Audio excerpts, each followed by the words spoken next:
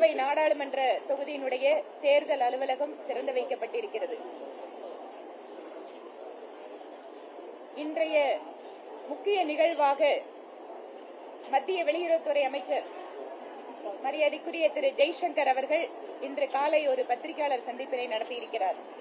இது தொடர்பாகவே ஏற்கனவே நேற்று கச்சத்தீவு தொடர்பாக தகவல் அறியும் உரிமை சட்டத்தில் கிடைத்த ஒரு தகவலை வைத்து பல்வேறு விதமான கேள்விகளை திராவிட முன்னேற்ற கழகத்திற்கும் காங்கிரசுக்கும் பாரதிய ஜனதா கட்சியின் சார்பில் மாநில தலைவருடைய சார்பாக எழுப்பியிருந்தோம்.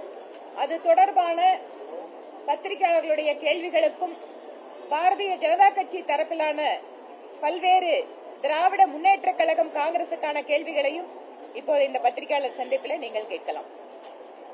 அன்பு நண்பர்களுக்கு என்னுடைய வணக்கத்தை சொல்லி, நம்முடைய தலைவர்கள் எல்லோரும் இந்த பத்திரிகையாளர் சந்திப்பில் நம்மோடு இருக்கின்றார்கள். இன்று காலை டெல்லியில நம்முடைய வெளியுறவுத்துறை அமைச்சர் திரு ஜெய்சங்கர் அவர்கள் முழுமையாக இந்த கச்சத்தீவு பற்றி, குறிப்பாக என்னென்ன முடிவுகள் எடுக்கப்பட்டிருக்கிறது என்பதை பற்றியெல்லாம் ரொம்ப விலாவரியாக பேசியிருந்தார். அதனுடைய தொடர்ச்சியாக இன்று பாரதிய ஜனதா கட்சி, நம்முடைய மாநில அரசு, குறிப்பாக திராவிட முன்னேற்ற கழகம் அவர்களுக்கு சில கேள்விகள் வைத்திருக்கின்றோம்.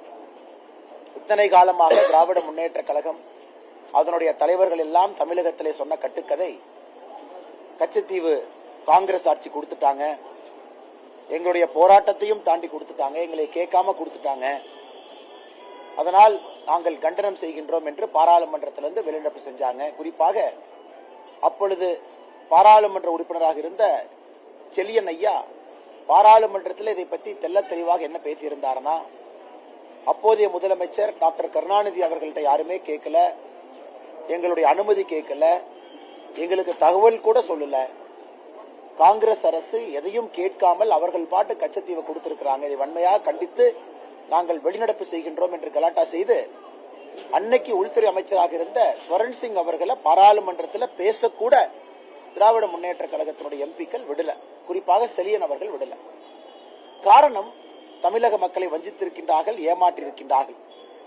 ஆனா இன்னைக்கு கச்சத்தீவு சம்பந்தமாக பெறப்பட்ட ஆவணங்கள், ஆர்டிஐ மூலமாக பெறப்பட்ட ஆவணங்களை ஒரு முறை படிக்கும் பொழுது மிக தெளிவாக அன்னைக்கு நம்முடைய வெளியுறவுத்துறை செயலாளர் கேவல் சிங் அவர்கள், director historical division P K. Basu அவர்களோடு இணைந்து கலைஞர் கருணாநிதி அவர்களை secretariat conference room 4 Saint George மெட்ராஸ்ல 19 ஜூன் 1974 காலையில 11 மணிக்கு சந்திக்கிறாங்க.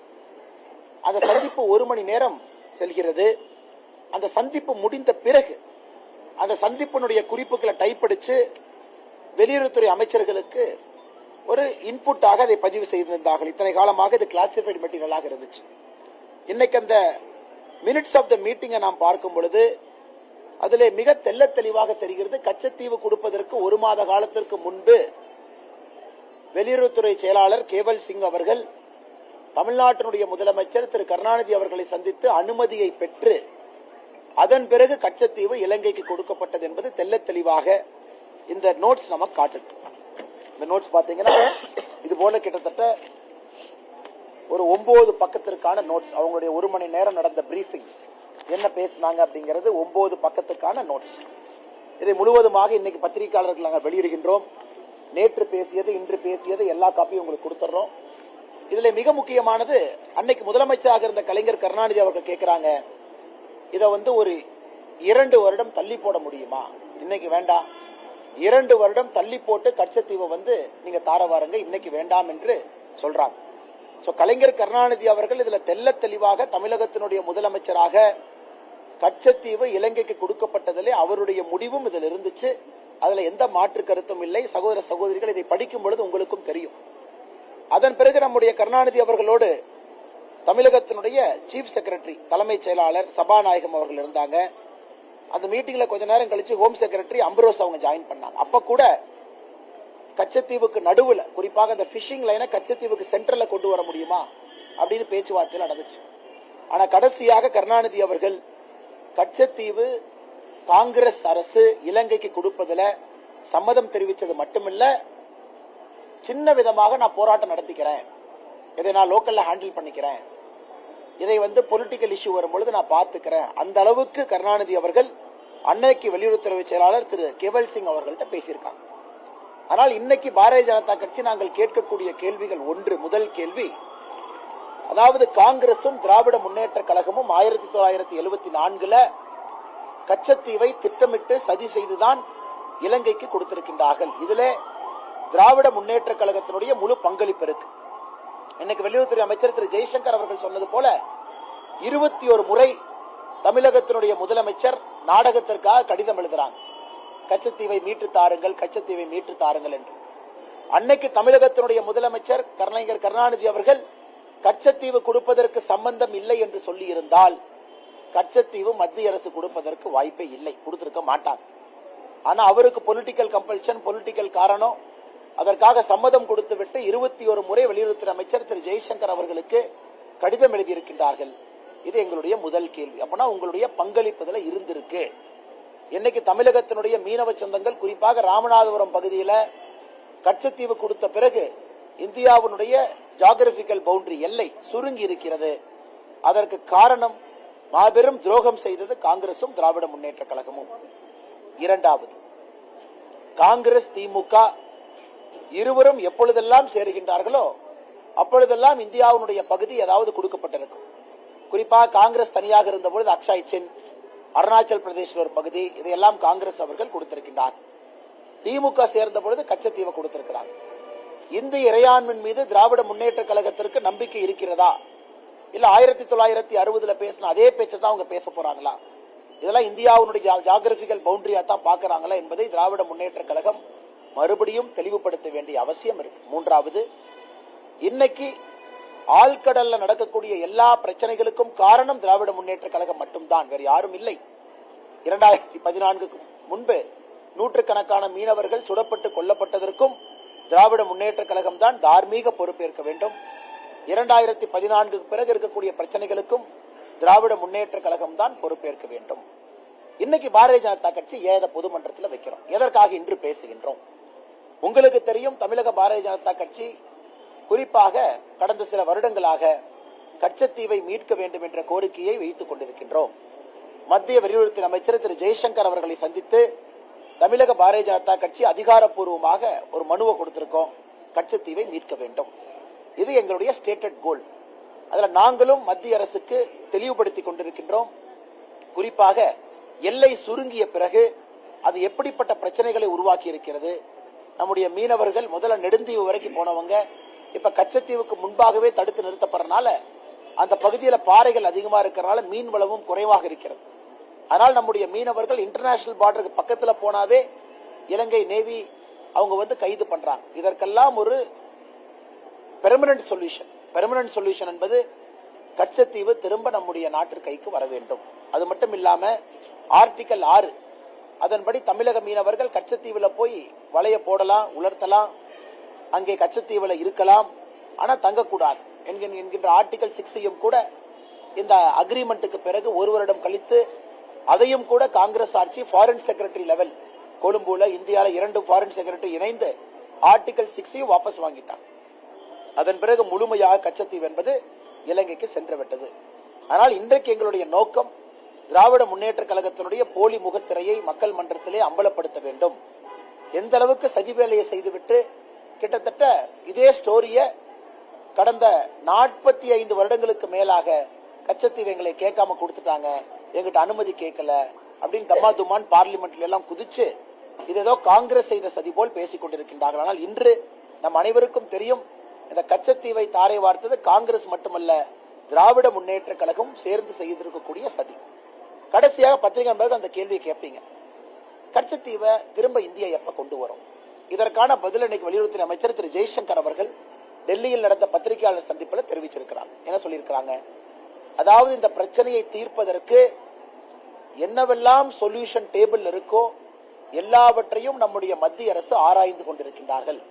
அதற்கு மேல் ஒரு மாநில தலைவராக பாரதிய ஜனதா கட்சி ஏன்னா ஆட்சியில் இருக்கும், இதற்கு மேல் நாம் பேச விரும்பவில்லை. ஏன்னா அந்த பாலிசி அண்ட் சென்ட்ரல் கவர்மெண்ட் கோட் குறிப்பாக இன்னைக்கு வெளியுறவுத்துறை அமைச்சர் சொன்ன பதிலே போதுமான பதில். டேபிள் மேல் இருக்கக்கூடிய எல்லா சொல்யூஷனும் ஆராய்ந்து கொண்டிருக்கின்றோம். இதனுடைய அடிப்படை என்னன்னா, தமிழகத்தினுடைய மீனவ சொந்தங்கள் பாதிக்கப்படக்கூடாது, அதற்காக எல்லா ஆங்கிளையும் பார்த்துக்கிட்டு இருக்கோங்கிறாங்க. ஆனால் நிச்சயமாக நல்ல முடிவு இந்திய அரசு எடுப்பார்கள் என்கின்ற முழு நம்பிக்கை எங்களுக்கு இருக்கு. காரணம், இது மோடி அவர்கள், ஜெய்சங்கர்ஜி அவர்கள் இவர்களெல்லாம் தனி கவனம் இதில் செலுத்துறாங்க. ஆனால் இன்னைக்கு நாம் தெரிந்து கொள்ள வேண்டும், இது இல்லீகலி இலங்கைக்கு கொடுக்கப்பட்ட ஒரு பகுதி. இதுதான் உண்மை.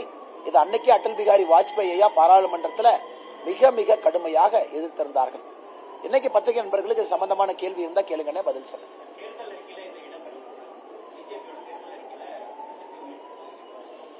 ஆனா தமிழக பாரதிய ஜனதா கட்சியினுடைய தேர்தல் அறிக்கையில் இது இடம்பெறும். காரணம், இது எங்களுடைய ஸ்டேட்டட் கோலுங்க. 2 ஆண்டுகளாகவே இதை பற்றி பேசிக் கொண்டிருக்கின்றோம். அதிகாரப்பூர்வமாக பத்திரிகை செய்தி குறிப்பில் இருக்கு. இதை போய் வெளியுறவுத்துறை அமைச்சரை சந்தித்து எங்களுடைய மூத்த தலைவர் அண்ணன் பொன் ராதாகிருஷ்ணன் அவர்கள் தலைமையில் ஒரு குழு வெளியுறவுத்துறை அமைச்சரை சந்தித்து கிட்டத்தட்ட 1/2 மணி நேரத்திற்கு மேல பேசி அபிஷியலாகவே தமிழக பாரதிய ஜனதா கட்சி சார்பாக கொடுத்திருக்கின்றோம், கச்சத்தீவு மறுபடியும் திரும்ப கொண்டு வர வேண்டும் என்று.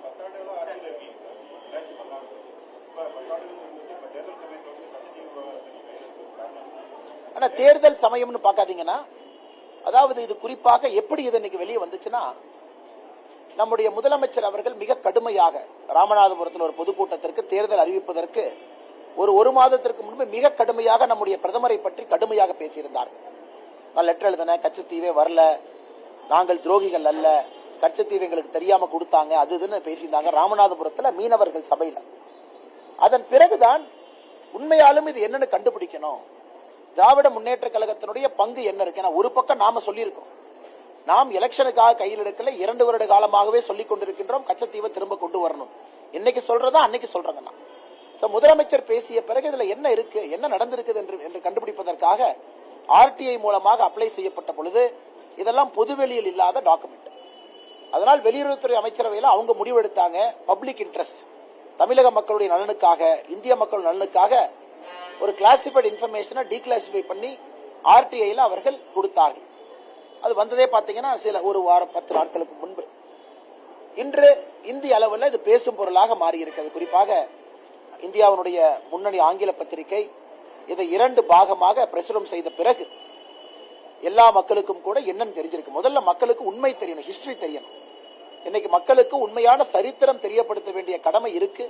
அது அந்த ஆர்டிஐ மூலமாக கிடைத்த டாக்குமெண்ட்டை மக்கள் மன்றத்தில் வைக்கிறோம். 2வது, இன்னைக்கு வெளியுறவுத்துறை அமைச்சர் சொல்லி இருக்கின்றார்கள், மீனவர்கள் பிரச்சனையை தடுப்பதற்கு எல்லா பாசிபிள் சொல்யூஷன்ஸ் நாங்க ஆராய்ந்து கொண்டிருக்கின்றோம் என்று சொல்லியிருக்கின்றார்கள். 3வது, தமிழக பாரதிய ஜனதா கட்சி அதிகாரப்பூர்வமாக கச்சத்தீவு திரும்ப வர வேண்டும் என்று சொல்லியிருக்கின்றோம்.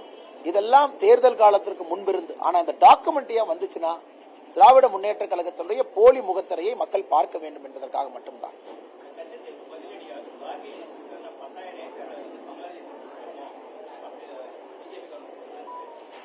அண்ணா ஓகேண்ணா, அதாவது இந்த 1974 இந்தியா 2-3 அக்ரிமெண்ட் போட்டுச்சு. இந்த கச்சத்தீவு சமயத்தில் பாத்தீங்கன்னா அப்பொழுதும் பங்களாதேஷோடு 2-3 அக்ரிமெண்ட் நம்ம போட்டோம். இந்த பங்களாதேஷும் நமக்கு இருக்கக்கூடிய பிரச்சனை பாத்தீங்கன்னா, இந்த பங்களாதேஷ்குள்ள அன்கிளேவ்ஸ் இருக்கும், அதாவது இந்திய பகுதி பங்களாதேஷ் எல்லைக்குள்ள இருக்கு. அந்த எல்லைக்கு நீங்கள் போக வேண்டும் என்றால் பங்களாதேஷ் எல்லைக்குள்ள போய் இந்திய பகுதிக்கு போகணும்.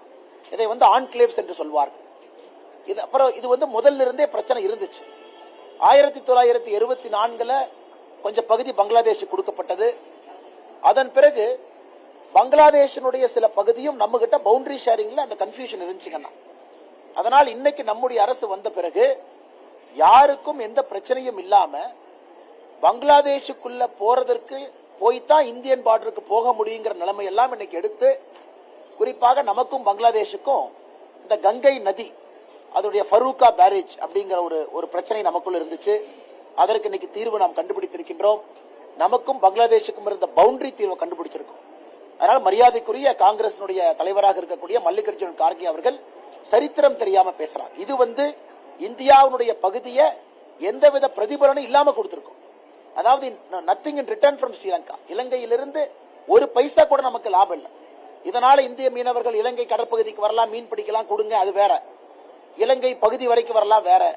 இந்தியன் பிஷர்மேன் ரைட்ஸ் எவ்வளவு லைசன்ஸ் கொடுக்கறோம், அது வேறங்கன்னா எதுவுமே இல்லாம இந்தியாவுடைய நிலப்பரத்தை கொடுத்து இந்தியாவுடைய பவுண்டரியை சுருக்கி ஆர்டிகல் 6 கச்சத்தீவு வரை செல்ல அனுமதி இருந்த ஆர்டிகல் 6ஐயும் எடுத்திருக்காங்க. அதனால் மரியாதைக்குரிய மல்லிகார்ஜுன் கார்கே அவர்களுக்கு தெரியும், இதுவும் அதுவும் ஒன்றல்ல. இது இந்தியாவுடைய இறையாண்மையை கேள்விக்குறியாக்கி இருப்பது ஜூன் 1974 காங்கிரஸ் அரசு செய்த செயல்.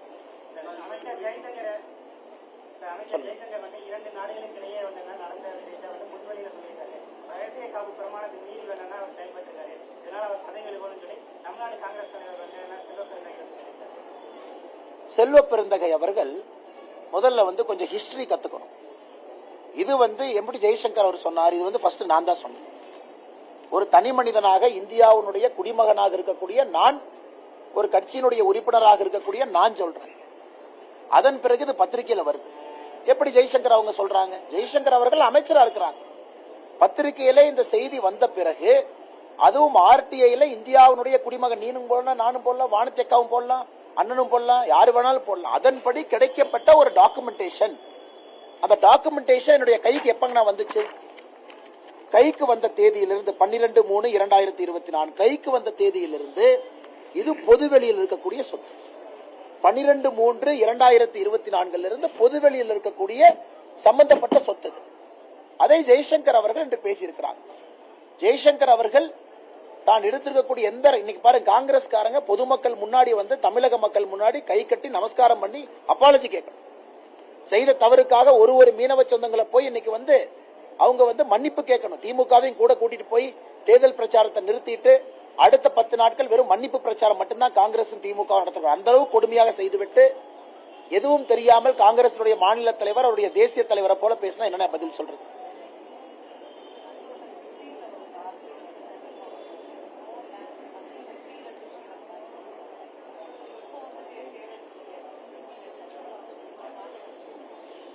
Madam, I don't see any discrepancy, madam, because now after this document is declassified now, we know for a fact that this was not a deal that was done legitimately.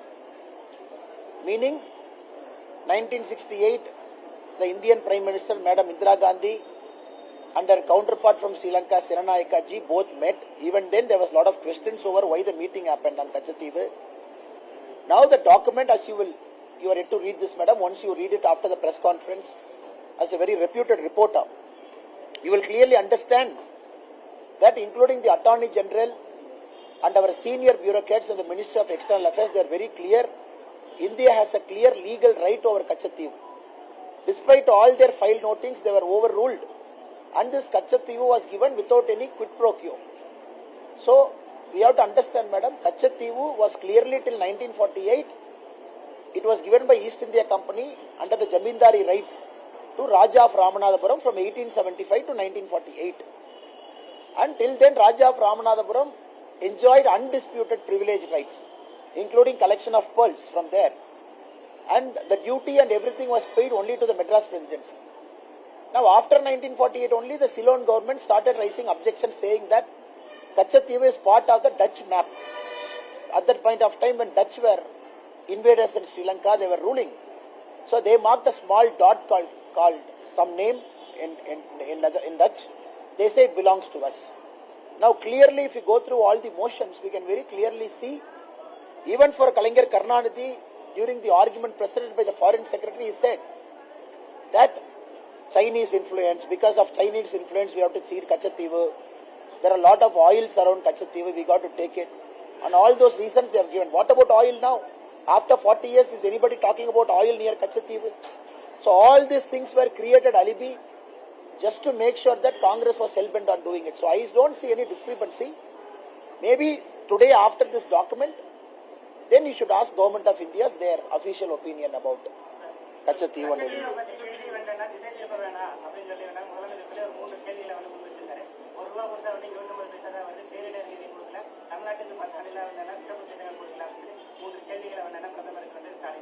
இதுக்கான முதலமைச்சர் அவர்களுக்கு selective amnesia இருக்கு. அவர் அப்பப்ப வானதி ஸ்ரீனிவாசன் அக்கா அவர்கள், நிர்மலா சீதாராமன் அவர்கள், நம்முடைய மூத்த தலைவர்கள்லாம் பதில் சொல்லிட்டே இருக்காங்க. அதை கேட்க மறந்துறாரு, இல்ல கேட்டா அவருக்கு புரியறது இல்ல. அதாவது முதலமைச்சர் என்ன சொல்றாருன்னா, கோபாலபுரம் அரசு போடக்கூடிய பட்ஜெட்ல பட்ஜெட்டரி கிராண்டா வர்றது மட்டும்தான் கணக்கு. இன்னைக்கு 45 லட்சம் விவசாயிகளுக்கு வருடத்திற்கு 6000 ரூபாய் வருது. கேஸ் சப்சிடி 400 ரூபாய் 300 ரூபாய் வருது. இதையெல்லாம் சேர்த்தக்கூடாதா? அதையெல்லாம் சேர்த்த மாட்டாங்களாமா? ஏன்னா அது மோடி ஐயா நேரடியா கொடுக்கறதா. இங்கே ஒரு வீடு கட்டினால் 2,63,000 ரூபாய் மானியம், அதையும் சேர்த்த மாட்டாங்க, ஏன்னா மோடி ஐயா நேரடியா கொடுக்கறது. சோ வங்கி கணக்குக்கு மோடி ஐயா ஒரு ஏர்போர்ட் கட்டுறாங்க பாரத பிரதமர் அவர்கள் திருச்சியில, அந்த பணத்தை சேர்த்திக்க மாட்டாங்க. பாரத பிரதமர் நரேந்திர மோடி அவர்கள் இங்க ஒரு போர்ட் கட்டுறாங்க, அந்த பணத்தை சேர்த்திக்க மாட்டாங்க. பாரத பிரதமர் நரேந்திர மோடி அவர்கள் ரயில்வே மூலமா பணத்தை இன்வெஸ்ட் பண்றாங்க, அதை சேர்த்திக்க மாட்டாங்க. சோ இவர்களை பொறுத்தவரை அந்த கணக்கு தனி. எங்களுக்கு பட்ஜெட்டரி சப்போர்ட்டா என்ன வந்திருக்கோ அதை மட்டும் தான் எடுத்துக்கொள்வோம் என்று சொல்வது முட்டாள்தனமான வாதம். ஒரு முதலமைச்சர் அவர்கள் நான் பிடித்த முயலுக்கு 3 கால் என்று தொடர்ந்து சொன்னால் அது முதலமைச்சரை சந்தேகப்படுறதா முயலை சந்தேகப்படுறதா நீங்களே முடிவு பண்ணிக்க. இதை நிர்மலா சீதாராமன் அவர்கள் மிக தெளிவாக சென்னையில இன்க்ளூடிங் நம்பர்ஸோட பேசி டைரக்ட் டாக்ஸேஷன் இன்டைரக்ட் டாக்ஸேஷன் எல்லாம் பேசிய பிறகு முதலமைச்சர் அவர்கள் திரும்ப திரும்ப இதையே பேசிக் கொண்டிருக்கார். 33 மாதமாக அவர் செஞ்ச சாதனை என்னன்னு நான் கேட்கிறேன். அவர் செஞ்ச சாதனையை சொல்லட்டும். எதுவுமே செய்யாம 1960 அரசியலை கையில் எடுத்து சுத்திட்டு இருக்காங்க. இரண்டாவது, தமிழ்நாட்டுக்கு கொடுத்த சிறப்பு திட்டங்கள் என்ன? ஒரு திட்டமே சிறப்பு திட்டம் தான். எத்தனை திட்டங்கள் வந்திருக்கிறது? 10,76,000 கோடி ரூபாய் தமிழகத்துக்குள்ள வந்திருக்கு. 15 அரசு மருத்துவ கல்லூரி வந்திருக்கு. திமுக இதுவரை 5 முறை ஆட்சியிலிருந்து உருவாக்கிய அரசு மருத்துவ கல்லூரியை விட பாரதிய ஜனதா கட்சி இந்த 10 ஆண்டுகள்ல அரசு மருத்துவ கல்லூரி தமிழகத்திலே உருவாக்கி இருக்கின்றோம். அதே போல ஒரு போர்ட் எடுங்க, உள்கட்டமைப்பு எடுங்க, ஏர்போர்ட் எடுங்க, எல்லா வசதிகளும் அடித்தட்ட பாருங்க, சாதாரண மக்களுக்கு கொண்டு வரக்கூடிய திட்டங்களை பாருங்க. எங்களை பொறுத்தவரைக்கும் எல்லாம் ஸ்பெஷல் திட்டம் தான். முதலமைச்சர் அவர்களுக்கு 50,000 கோடி ஒரு திட்டம் போட்டா தான் இவங்க தனியா டெண்டர் கமிஷன் எல்லாம் கொடுக்கணும்னு நினைச்சாங்கன்னா அந்த மாதிரி ஸ்பெஷல் திட்டம் எல்லாம் தேவையில்லை. மக்களுக்கு 10,76,000 கோடி முத்ரா கடன் தமிழக நம்பர் 1. இன்னைக்கு நம்ம கோயம்புத்தூர்ல இருக்கிறோம், மாவட்டத்துல நம்பர் 1. 2 லட்சம் கோடி ரூபாய் முத்ரா உள்ள நம்ம வாங்கியிருக்கோம். இது ஸ்பெஷல் திட்டம் இல்லையா? இந்தியாவில் நம்பர் 1 இருக்கும். இது ஸ்பெஷல் திட்டம் இல்லையா? அதனால் முதலமைச்சர் அவர்கள் கேட்கிற கேள்விக்கு பதில் சொல்லணும். அதாவது எதற்காக நீங்கள் எங்களை கேட்காம கச்சத்தீவை கொடுத்தான்னு எதுக்கு சொன்னாங்க? அவருடைய பாராளுமன்ற உறுப்பினர் பாராளுமன்றத்திலிருந்து எதுக்கு வெளிநடப்பு பண்ணாங்க? அவங்க வெளிநடப்பு செய்த போது பேசின பேச்சு என்ன? ஆனா இன்னைக்கு உண்மை வெளிவந்த பிறகு முதலமைச்சர் அவர்கள் தான் திசை திருப்ப முயல்கின்றாரோ தவிர உண்மையைத்தான் நாங்கள் மக்கள் மன்றத்திலே வைக்கின்றோம். ஆனா கொஞ்சம் சத்தமா சொல்லுங்க. சாரி.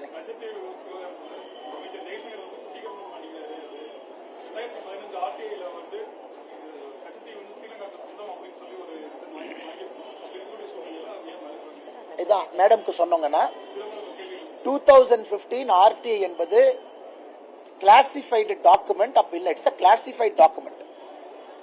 உதாரணத்துக்குங்கன்னா ஆர்டிஐ செக்ஷனுக்கு அது போகுது, அவங்க பப்ளிக்லி அவைலபிள் டாக்குமெண்ட்டை வச்சு ஒரு ரிப்ளை கொடுக்கறாங்க. அதுதான் நடந்தது. அதான் மேடம்க்கு சொன்ன இன்னைக்கு 12/3/2024 இருந்து பொதுவெளியில் வரக்கூடிய டாக்குமெண்ட் இன்னைக்கு பொதுவெளிக்கு வருது. அதன் பிறகு நீங்க கேள்வி கேட்குங்கிறதா நான் சொல்றேன். ஏன்னா இன்னைக்கு தான் ஒரு புதிய செய்தியை வெளியே வைக்கிறோம். ஆனா கிளாசிஃபைட் டாக்குமெண்ட்னா உதாரணத்திற்கு இதுல கலைஞர் கருணாநிதி அவங்க கேட்பாங்க அந்த வெளியுறவுத்துறை செயலாளர்கிட்ட, யாருக்கெல்லாம் அது தெரியும்? அப்ப வெளியுறவுத்துறை செயலாளர் சொல்லுவாரு, இந்திரா காந்தி அம்மாக்கு தெரியும், இன்னொரு அமைச்சருக்கு தெரியும், உங்களுக்கு தெரியும். நம்ம 3 பேருக்கு மட்டும்தான் அது தெரியும், வேற யாருக்குமே தெரியாது. அப்படித்தான் முடிவு எடுக்கப்பட்டிருக்கிறது. காங்கிரஸ் கட்சியில பிரதமருக்கும் ஒரு அமைச்சருக்கும், அதன் பிறகு தமிழகத்துல நம்முடைய முதலமைச்சராக இருந்த கலைஞர் கருணாநிதி அவர்கள். கலைஞர் கேட்கிறாங்க, எதிர்கட்சி தலைவருக்கு தெரியுமா? நாங்க எதிர்கட்சி தலைவருக்கு சொல்லல, பிரைம் மினிஸ்டர் சொல்ல வேண்டாம்னு சொல்லிட்டாங்க. அப்படித்தான் முடிவெடுக்கப்பட்டது. அதனாலதான் இது பேரு கிளாசிஃபைட் டாக்குமெண்ட். இன்னைக்கு இது டீக்ளாசிஃபை ஆயிருக்கு. சோ இன்றிலிருந்து தான் புதிய இன்ஃபர்மேஷனே பொதுவெளிக்கு வருதுங்கண்ணா.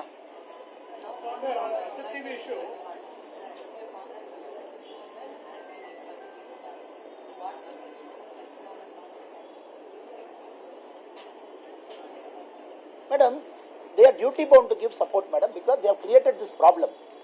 And Modi ji is trying to solve this problem. Who created it, ma'am? They created it.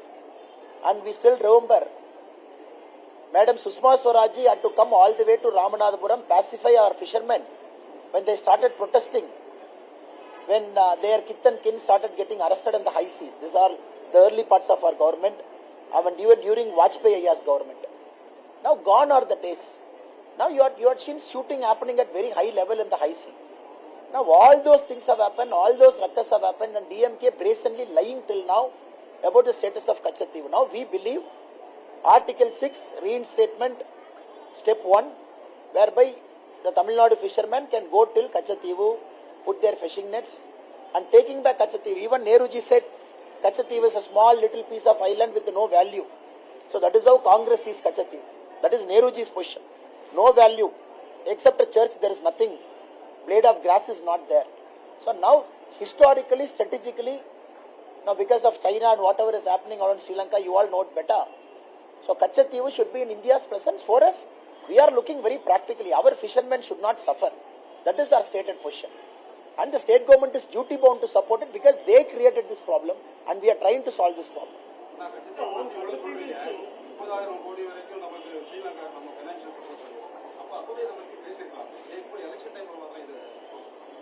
ஆனால் 1948 குறிப்பாக இந்த ஃபைல் நோட்டிங்ல ஆரம்ப பகுதியை பார்த்தீங்கன்னா 1948 இலங்கை முதலா கேட்கறாங்க கச்சத்தீவு எங்களுக்கு வேணும் அப்படின்னு முதலா டிமாண்ட் வைக்கிறாங்க. அப்ப இந்திய அரசு அப்பவே யோசிக்கிறாங்க, குறிப்பா பியூரோக்ரசியில மினிஸ்டர் ஆஃப் எக்ஸ்டர்னல் அஃபேர்ஸ்ல நாம இலங்கையை கன்வின்ஸ் பண்ண முயற்சி பண்ணலாமா அப்படின்னு. அப்ப அவங்க சொல்றாங்க, இல்ல இலங்கையினுடைய பொலிட்டிக்கல் சிச்சுவேஷன் ப்ராப்பரா இல்ல. இது 1961 10/5 ஒரு காமன்வெல்த் செக்ரட்டரி குண்டிவி அவங்க ஃபைல் நோட்டிங்ல இலங்கையினுடைய பொலிட்டிக்கல் சிச்சுவேஷன் ரொம்ப சரியில்லாதனால இத பத்தி நம்ம பேசுறது சரியா இருக்காது. ஆனா நம்ம ஒரு விஷயத்தை புரிந்து கொள்ள வேண்டும், இந்தியா இலங்கைக்கு மட்டும் பணம் கொடுக்கல. $2.6 பில்லியன் எல்லோருக்கும் கொடுத்திருக்கின்றோம். அது குறிப்பா நீங்க கொடுக்கலாம், சைனாக்காரன் கொடுப்பான். சைனாக்காரன் கொடுத்தா மறுபடியும் நம்ம எங்க போறதுங்கண்ணா? அதனுடைய விளைவை நம்ம பார்த்துட்டோம். காங்கிரஸ் ஆட்சியில் இருக்கும் பொழுது குறிப்பாக 2009 போரை பார்த்தோம். குறிப்பாக இலங்கையினுடைய போர்ட் எல்லாம் சைனா கண்ட்ரோலுக்கு போனது 2014 முன்பு பார்த்தோம். 2014 பிறகு மோடி ஐயா போராடி இன்னைக்கு இலங்கை முழுவதுமாக இந்தியாவோடு நட்புறவில் இருக்கு. இதுக்குள்ள நான் பேச விரும்பலைங்க, அதெல்லாம் எக்ஸ்டர்னல் அஃபேர்ஸ் மினிஸ்டர் பேசுற சப்ஜெக்ட். நாங்கெல்லாம் சாதாரண ஒரு அரசியல் இருக்கக்கூடிய தொண்டர்கள், அதனால நாம பேசினா சரியா வராதுங்க. ஆனால் நாம் இன்னைக்கு பேச வேண்டியது கச்சத்தீவு திரும்ப வர வேண்டும் என்றால் அது பண்டமாற்ற முறையில் வரக்கூடாதுங்க. இது கொடுக்கிற அதை கூடிய நாம் எதுவுமே வாங்காம தான் கச்சத்தீவை கொடுத்தோம். இலங்கைக்கு நாம் செய்திருக்கக்கூடிய உதவி என்பது தொப்புள் கொடி உறவு. ஏன்னா இலங்கை இன்னைக்கு குறிப்பா சைனீஸ் இன்ஃபுளுன்ஸ் இருந்து இந்தியாவின் பக்கம் இருக்கிறாங்க. ஆனால் எங்களுடைய உறுதியான எதிர்பார்ப்பு நிச்சயமாக வருகின்ற காலத்தில் அது நடக்கும் என்று நம்புகிறேன்.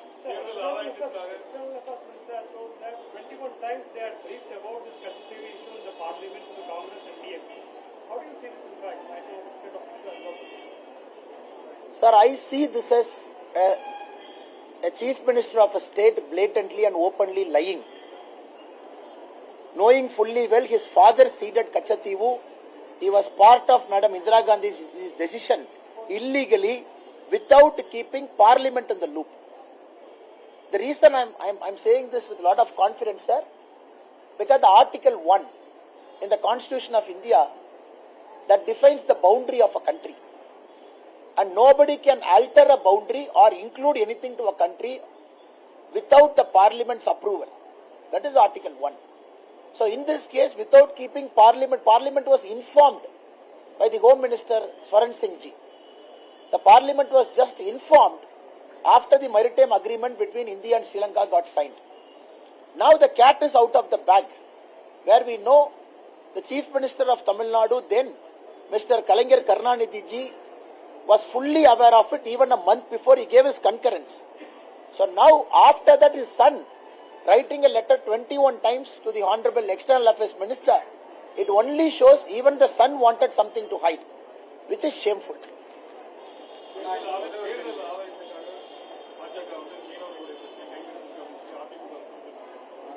இதுல என்ன தேர்தல் ஆதாயம் நான் கேட்கிறேன். 2 ஆண்டுகளாக கச்சத்தீவு தமிழகத்தோடு இந்தியாவோடு இருக்க வேண்டும் எல்லாம் சொல்றோம். பொன்னாரண்ண தலைமையில ஒரு குழு 2 ஆண்டுகளுக்கு முன்பே போய் நம்முடைய வெளியுறவுத்துறை அமைச்சர் பாக்குறாங்க. அப்ப எங்க தேர்தல் வந்துச்சுங்கன்னு முதலமைச்சர் அவர்கள் கச்சத்தீவை பற்றி பேசிய பிறகு ஆர்டிஐல போட்டு எடுக்கப்பட்ட டாக்குமெண்ட பொதுவெளியில விடுறோம். இதற்கும் தேர்தலுக்கும் என்ன சம்பந்தம்? இந்த தேர்தல் நேரத்திலான கச்சத்தீவு வரப்போகுது. இன்னைக்கு மக்கள் மன்றத்துல உண்மையை சொல்றோம். மக்கள் மன்றத்துல பாரதிய ஜனதா கட்சி எவ்வளவு சீரியஸா இருக்குன்னு நம்ம சொல்றோம். நம்முடைய மீனவ சொந்தங்களுக்காக எவ்வளவு சீரியஸா இருக்குன்னு சொல்றோம். அதாங்க நான் உண்மை. இன்னைக்கு எதிர்கட்சிகள் கையை பிசைந்து கொண்டு ஒரு கட்சி ப்ராப்ளம்ல இருந்தாங்க, இன்னொரு கட்சி சொல்யூஷன்ல இருக்க விருப்பம் இல்லை. நாம என்ன சொல்றது? நான் உங்களை பத்தி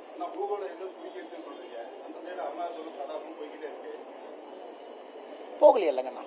அருணாச்சல் எங்க போயிருக்கு, லடாக் எங்க போயிருக்கு, எங்க போயிருக்குண்ணா, எங்க போயிருக்கு, எங்க எங்க போயிருக்கு, எங்க போயிருக்குண்ணா, எங்க போயிருக்கு? 1960 காலகட்டத்தில் நடந்த வார்ல சைனாவோடு அக்ஷாய் சின்ன கொடுத்தோம் அபிஷியலா. அபிஷியலா. அதை இன்னைக்கு சைனீஸ் ஆக்குபைடு காஷ்மீர்னு பேர் வேற வச்சிருக்கோம். அதே போல அருணாச்சல கொடுத்தோம். இன்னைக்கு தவாங்குள்ள ஒரு பகுதி, இன்னைக்கு தவாங்குள்ள இந்தியாவுக்குள்ள இருக்கக்கூடிய தவாங்குக்கு போனாவே அங்க இருக்கக்கூடிய சைனா பிரச்சனை பண்றான். இன்னைக்கும் ஸ்டேபிள் விசா கொடுக்கறான். இதெல்லாம் யார் செய்ததுங்கன்னா காங்கிரஸ். அதாவது இந்தியாவுடைய வரைபடத்தை ஃபுல்லா ஆல்டர் பண்ணி எல்லா பகுதியும் கொடுத்திருக்காங்க. நாம் வந்த பிறகு நிறைய பீக்க கிளைம் பண்ணிருக்கோம். இல்லீகலாக யாரெல்லாம் வந்து நம்முடைய இடத்தை, குறிப்பா அக்ரெசிவ் சைனா பெரிய பெரிய பீக் எல்லாம் வின்டர் காலத்தில் பிடிக்கணும்னு நினைக்கிறாங்க. அதை நம்முடைய வீரர்கள் போராடி ஒரு இடமாக நாம் மீட்டுக் கொண்டிருக்கின்றோம். ஆமாம், நமக்கும் சைனாவுக்கும் பிரச்சனை இருக்கு. காரணம், சைனாவும் அக்ரெசிவா இருக்கிறாங்க, அந்த இடத்தை எடுக்கணும்னு நினைக்கிறாங்க. நாமளும் அக்ரெசிவா இருக்கோம், அந்த இடத்தை நாம் நமக்கு வச்சிருக்கணும். இதற்கு முன்பு பிடிச்ச இடத்தையும் எடுக்க வேண்டும் என்று நினைக்கின்றோம். அதிகாரப்பூர்வமாக எங்க நாம கொடுத்திருக்கோங்கண்ணா? சைனால சொன்னாங்களா அல்லது இந்தியன் அரசு சொல்லிச்சா? வேற யார் சொன்னாங்கண்ணா? அதனால் அதிகாரப்பூர்வமாக இந்தியாவுடைய எல்லை பகுதியை, குறிப்பாக காஷ்மீர் பகுதியும் அருணாச்சல் பகுதியும் சைனாவுக்கு கொடுத்திருப்பது காங்கிரஸ் தான். இன்னைக்கு காங்கிரஸ் எப்பெல்லாம் ஆட்சியில் இருக்காங்களோ பிரச்சனை தான். இன்னைக்கு இதெல்லாம் வெளியே வந்த பிறகு திசை மாற்றுவதற்காக காங்கிரசினுடைய தலைவர் மரியாதைக்குரிய மல்லிகார்ஜுன கார்கே அவர்கள் இதை பற்றி பேசிக் கொண்டிருக்கிறார்.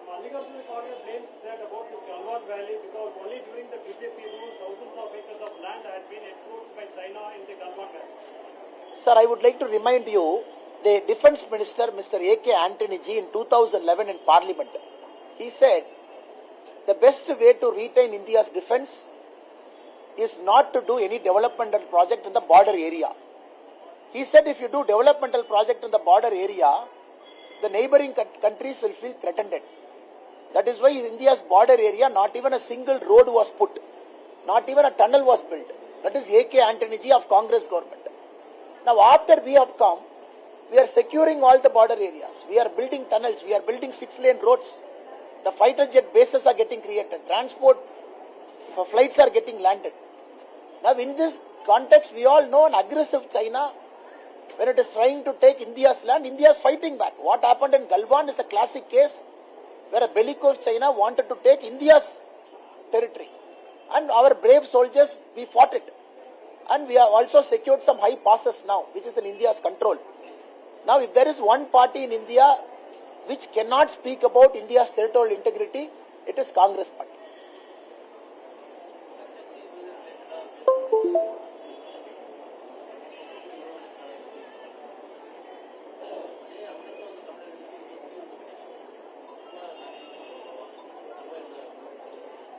குறிப்பாக இதை நாம் சொல்லிக் கொண்டிருக்கின்றோம். இலங்கை தமிழர்களை பொறுத்தவரை குடியுரிமை கிடைக்காம இல்லைங்கன்னா, குடியுரிமை அவங்களுக்கு இருக்கு. 14 ஆண்டு காலம் இங்க இருந்திருக்கணும், தொடர்ச்சியா 11 வருஷம் இங்க இருந்திருக்கணும், குடியுரிமை கிடைக்கும். எத்தனையோ பேருக்கு குடியுரிமை கிடைச்சிருக்கு, கிடைக்காம இல்லைங்கன்னா. குடியுரிமை யாருக்கும் மறுக்கப்படல. இந்த சிட்டிசன்ஷிப் அமெண்ட்மெண்ட் ஆக்ட் என்பது அது அந்த 5 ஆண்டுகள் யார் இந்தியாவில் வந்து 2014க்குள்ள வந்திருக்கிறாங்களோ அவர்களுக்கு குடியுரிமை கொடுப்பதற்காக கொண்டு வரப்பட்ட சட்டம் தான் சிட்டிசன்ஷிப் அமெண்ட்மெண்ட் ஆக்ட். ஆனால் இலங்கை தமிழர்களுக்கு யாரும் குடியுரிமை மறுக்கவில்லை, குடியுரிமை கிடைக்குது. நம்முடைய ஆட்சியிலையும் குடியுரிமை கொடுத்திருக்கோம். ப்ரொவைடட் 14 வருஷத்துல 11 ஆண்டுகள் இந்தியாவில் வாழ்ந்திருக்கணும். இன்னைக்கு நம்முடைய அரசு வந்த பிறகு, குறிப்பாக அமித்ஷாஜி அவர்கள் இதை பத்தி 2-3 இடத்துல கிளாரிஃபை பண்ணிருக்காங்க. இது குறிப்பாக சிஏஏ என்பது ரிலீஜியஸ் பெர்சிக்யூஷன். அந்த நாடுகள்லாம் இஸ்லாமிக் ரிபப்ளிக் என்று சொன்ன காரணத்தினால் அங்க இருக்கக்கூடிய மற்ற மதத்தினர் வெளியே வந்திருக்காங்க. கிறிஸ்தவர்கள், இந்துக்கள், சீக்கியர்கள் எல்லாரும் வெளியே வந்திருக்கிறாங்க. அவர்களுக்கான சட்டம். சோ இது குடியுரிமை இல்லை அப்படின்னு சொல்லக்கூடாதுன்னா, குடியுரிமை இருக்கு, குடியுரிமை வாங்கிட்டு. இப்ப ரெண்டாவது இன்னும் டீட்டெயில் அதுக்குள்ள போய் வாரின் போது வந்திருக்கிறாங்க. அதாவது 1984 வாருக்கு பிறகு யார் ரெஃப்யூஜியா வந்திருக்கிறாங்களோ, வாருக்கு பிறகு, சண்டைக்கு பிறகு ரெஃப்யூஜியா வந்திருக்கிறாங்க கேம்ப்ல.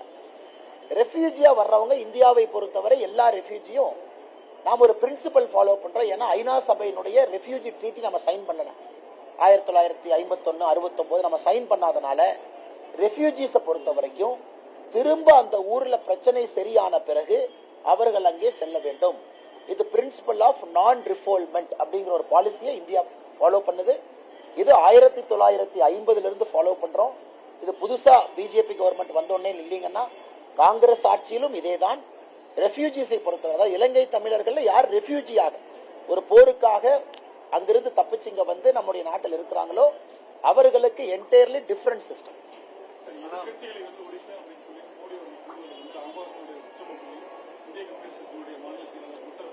எதிர்கட்சிகளை ஒழிப்பேன் எங்கே சொல்லலையாங்கண்ணா?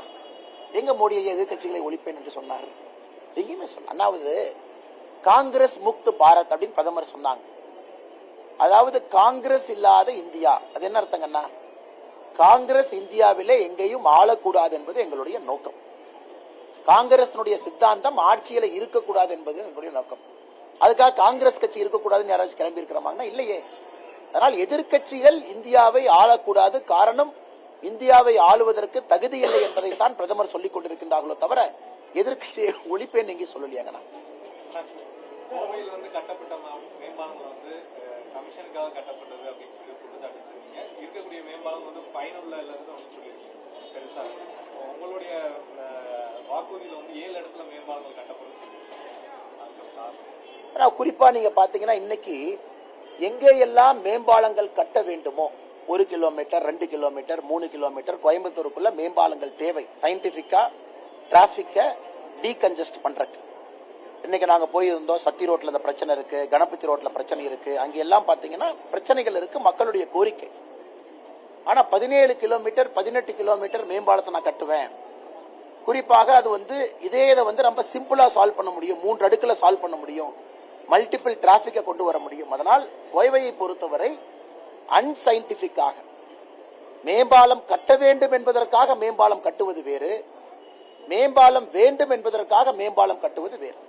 நான் மேம்பாலங்கள் இருக்கக்கூடாதுன்னு எங்கே சொல்றீங்கன்னா, கோயம்புத்தூர்ல கட்டப்பட்ட நிறைய மேம்பாலங்கள் தேவையில்லாத மேம்பாலங்கள் கமிஷனுக்காக கட்டப்பட்டது என்றுதான் நான் சொல்லியிருக்கேன்.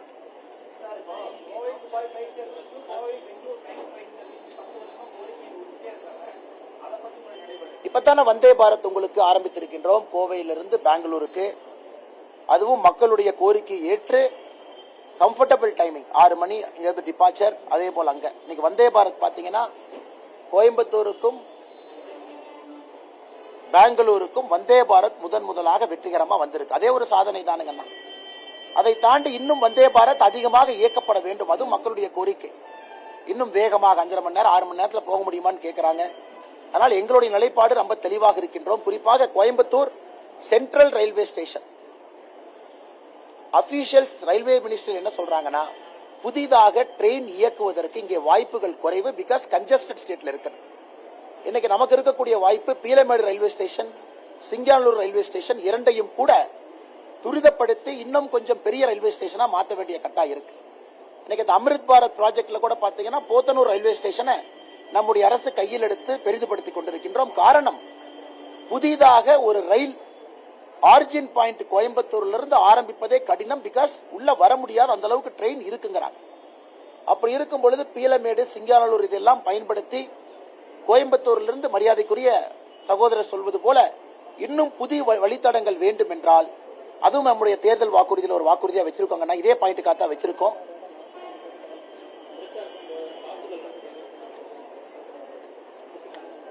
நார்த் கோயம்புத்தூர் வானத்தேக்கா சொல்றது, நார்த் கோயம்புத்தூரும் போத்தனூரும் அமிர்த் பாரத் ரயில்வே ஸ்டேஷன் ஸ்கீம்ல டெவலப் ஆயிட்டு இருக்கு. காரணம், டிராபிக்கை டீகன்ஜஸ்ட் பண்ணணும்.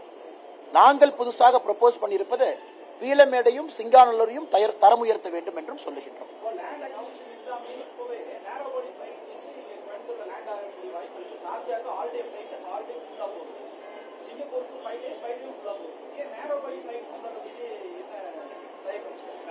அண்ணா இல்ல ஏற்புடையதான். நேரோ பாடி பிளைட் வேண்டும், யாரும் இல்லைன்னு சொல்ல, எல்லாமே இருக்கு, பிளைட் வருது, யாரும் இல்லை என்று சொல்லவில்லை. அண்ணா இன்னைக்கு உங்களுக்கு தேவை, ஓகே திரும்ப பழைய ஸ்டோரிக்குள்ள போகணுமே.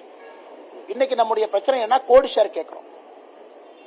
கோடு ஷேர் எல்லாமே மறுபடியும் நான் காங்கிரஸ் ஆட்சி வம்புக்கு நினைக்காது. 2004 14 வரை இருக்கும் பொழுது குறிப்பாக மிடில் ஈஸ்டுக்கு ஒரு சர்வீஸ் போடுறீங்கன்னா அது ரெசிப்ரோக்கல் அக்ரிமெண்ட். அதாவது 360 சீட் ஒன் வேனா மிடில் ஈஸ்ட் 360 சீட் ஆப்போசிட் வே கொடுப்பாங்க. அப்ப ஜெட் ஏர்வேஸ், நான் கம்பெனி பேர்ல எடுக்க விரும்பல, பிரபுல் பட்டேல் அவங்க எல்லாம் ஏவியேஷன் மினிஸ்டரா இருந்தாங்க. அதன் பிறகு நிறைய பிரச்சனைகள் அங்க நடந்துச்சு. அதன் பிறகு அது சுப்ரீம் கோர்ட் வரைக்கும் எல்லாம் போச்சு. இந்த ரூட் ஸ்கீம் எல்லாம் போச்சு. அதுக்குள்ள நான் போக விரும்பலீங்கன்னா. ஆனா இன்னைக்கு புதிதாக மிடில் ஈஸ்டுக்குள்ள நீங்க போயிட்டு வரணும், புதிதாக ஒரு விமான நிலையத்தை மிடில் ஈஸ்டுக்குள்ள அனுப்பணும்னா ஏற்கனவே இயங்கக்கூடிய ஒரு விமானத்தினுடைய ரைட்டை தான் இப்ப வாங்கணும். புது வழித்தடங்கள் மிடில் ஈஸ்டுக்கு இல்லை. அதை தாண்டி நீங்க மிடில் ஈஸ்டுக்கு போடணும் அப்படின்னா புதிதாக மிடில் ஈஸ்ட்ல இருக்கக்கூடிய வைட் பாடி ஏர்கிராப்ட் பர்மிஷன் கொடுக்கணும். இந்தியாவில இருந்து வைட் பாடி ஏர்கிராப்ட் மிடில் ஈஸ்டுக்கு போகணும். அப்படின்னா பிசினஸ் கிளாஸோட எக்ஸிகியூட்டிவ் கிளாஸோட அந்த பெரிய விமானம். அதான் இன்னைக்கு இருக்கக்கூடிய நிலைமை. இன்னைக்கு கோயம்புத்தூர் மக்களுக்காக நாங்கள் போராடி கொண்டிருப்பது வைட் பாடி ஏர்பிளேன் கோட் ஷேர்ல. குறிப்பா இங்கிருந்து அமெரிக்கா போகும்போது ஒரு லக்கேஜ் இங்க கோயம்புத்தூர் ஏர்போர்ட்ல போட்டீங்கன்னா யூஎஸ்ல ஏதோ ஒரு நகரத்துல நீங்கள் எடுக்கணும். இதற்கு தொடர்ந்து நம்முடைய மத்திய அமைச்சர் ஜோதிராதித்ய சிந்தியா அவர்கள் மிக கடினமாக போராடி கொண்டிருக்கின்றார்கள். குறிப்பா இந்த கோட் ஷேர் அக்ரிமெண்ட்டை கொண்டு வர கோயம்புத்தூர்ல இருந்து outwards more towards middle east. ஏன்னா சிங்கப்பூருக்கு இன்னைக்கு விமானம் இருக்கு. இரண்டாவது, கோயம்புத்தூரை பொறுத்தவரை இன்னைக்கு இது பேசஞ்சர் ஹேண்ட்லிங் கெப்பாசிட்டி ரொம்ப குறைவா இருக்கணும். இன்னைக்கு இருக்கக்கூடிய வளர்ச்சிக்கும் இன்னைக்கு இருக்கக்கூடிய பேசஞ்சர் இன்ஃப்ளோக்கும் கோயம்புத்தூர் விமான நிலையம் ஒரு சிறிய விமான நிலையம். இதுல ஹேண்டில் பண்ண முடியாது, ரொம்ப கன்ஜஸ்டடா இருக்கு. ஒரு லாஞ்சில இருந்து உள்ள போய் பாருங்க, கம்ஃபர்டபுளா யாரும் வந்துட்டு போக முடியாது. அதற்காகத்தான் ஏர்போர்ட் எக்ஸ்பான்ஷன் வேண்டும். இதை 10 ஆண்டு காலமாக பேசிக் கொண்டிருக்கின்றோம். கடைசி 87 ஏக்கரை மாநில அரசு கொடுக்காம வச்சிருக்காங்க. யாரோட மேடம்?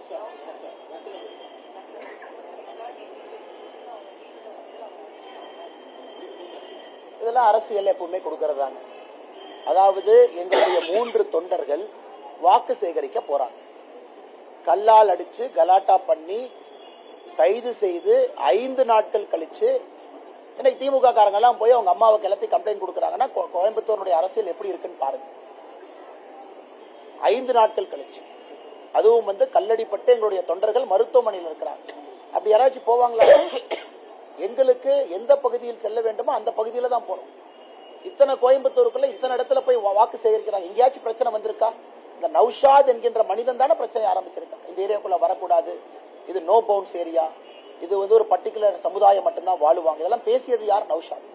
காவல்துறை அப்பவே 2 பக்கம் விசாரிச்சாங்கல்ல, எதுக்கு நௌஷாதை கைது பண்ணாங்க? அப்ப காவல்துறை அன்னைக்கு விசாரிச்சாங்க, எலெக்ஷன் கமிஷன் அபிஷியல்ஸ் ஸ்பாட்டுக்கு போனாங்க. 5 நாட்கள் கழித்து புதிதாக ஒரு கம்ப்ளைண்ட் கொடுக்கறாங்கன்னா இதுல அரசியல் உள்நோக்கம் என்ன இருக்கு நீங்களே புரிந்து கொள்ள வேண்டும். அண்ணே மறுபடி சொல்லுங்க. பொய் கேஸ் அதெல்லாம் பாத்துக்கலாம். 5 நாள் கழிச்சு கைது பண்ணி ஜெயில வச்சதுக்கு அப்புறம் 5 நாள் கழிச்சு ஒரு புது கம்ப்ளைண்ட் கொடுத்தா திமுக காரது பின்னாடி இருக்கா. இதை விட என்ன சொல்றது? அதெல்லாம் பாத்துக்கலாம்.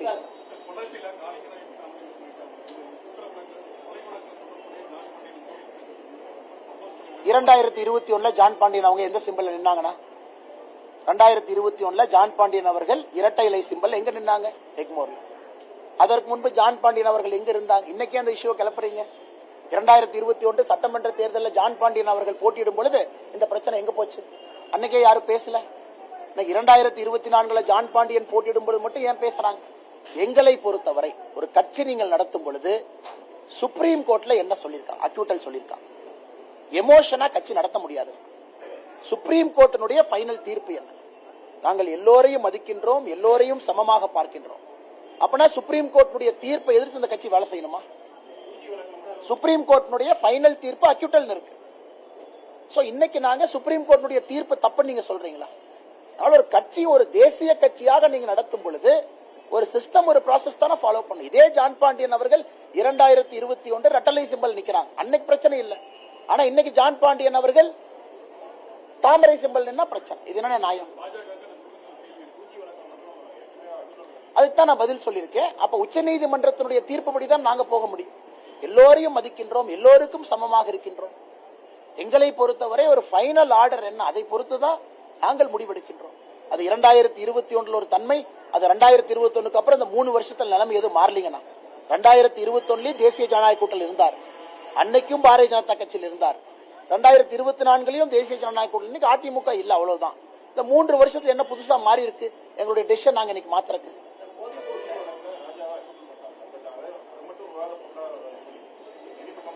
இல்லண்ணே. ஸ்பெஷல் சிபிஐ கோர்ட்ல அப்பீல் இருக்குல்ல, இது சுப்ரீம் கோர்ட்டுடைய ஃபைனல் தீர்ப்பல்ல. சுப்ரீம் கோர்ட்டுடைய ஃபைனல் தீர்ப்பல்ல, ஃபைனல் தீர்ப்பல்ல. இதுவும் அப்பீல் போய் தான் அக்யூட்டல் ஆச்சு. இப்ப அந்த தீர்ப்புக்கு மேல எங்க போவீங்கன்னு நான் கேட்கிறேன். இன்னைக்கு ராஜா அவர்களுக்கு உச்சநீதிமன்றம் சுப்ரீம் கோர்ட் ஃபைனலா இவர் நிரபராதின்னு சொல்லிட்டு உங்க வாதத்தை நான் ஏத்துக்கிறேன். ஏன்னா அதான் ஹையஸ்ட் லேண்ட் இருக்கக்கூடிய கோர்ட். நான் சுப்ரீம் கோர்ட்டுடைய தீர்ப்பை குறிப்பிடுறேன். நான் ஒரு ட்ரையல் கோர்ட்டுடைய தீர்ப்பை குறிப்பிடல. ஏன்னா ட்ரையல் கோர்ட்டுடைய எல்லா தீர்ப்பும் இன்னைக்கு அப்பீல் இருக்கு. இன்னைக்கு ஸ்பெஷல் சிபிஐ கோர்ட்ல ட்ரையல் போயிட்டு இருக்கு. நான் சொல்வது இந்தியாவுடைய ஃபைனல் கோர்ட் சுப்ரீம் கோர்ட்ல இருக்கக்கூடிய ஃபைனல் தீர்ப்பு. அதுக்கு மேல அப்பீலுக்கு நான் எங்க போவேன்னு நான் கேட்கறேன்.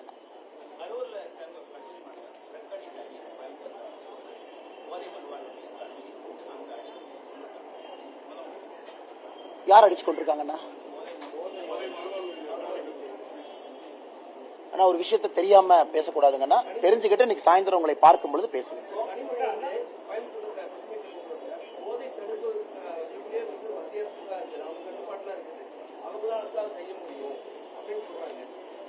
ஆனா NDPS சட்டம், எனக்கு பிரச்சனை என்னன்னா, இந்த திமுக அரசியல்வாதிகிட்ட பேசி பேசிய மூளை மழுங்குது. NDPS சட்டம் யாருக்கு அதிகாரம் கொடுக்குது?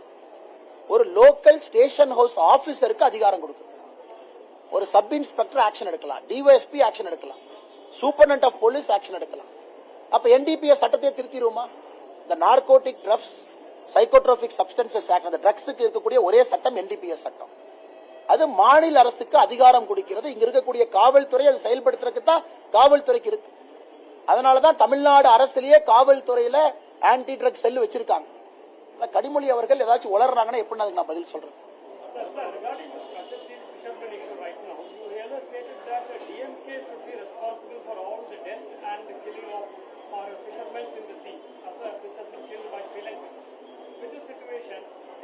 Are they not the citizens of India? Why not the government of India make Sri Lanka accountable for all these deaths? Sir, you have to understand. Now, whichever death has happened, so even now when a boat gets seized, picked up, each boat has got a GPS which gets submitted in Sri Lankan court. If the driver is coming for the second time, different punishment. Driver, different punishment. I am not going to get into it, sir. I will not get into these matters. Now we have to understand the point what I am trying to make. After you have reduced the area of Kachchativu, your boundary has shrunk. Until then you are going beyond what is so-called the international boundary of India now.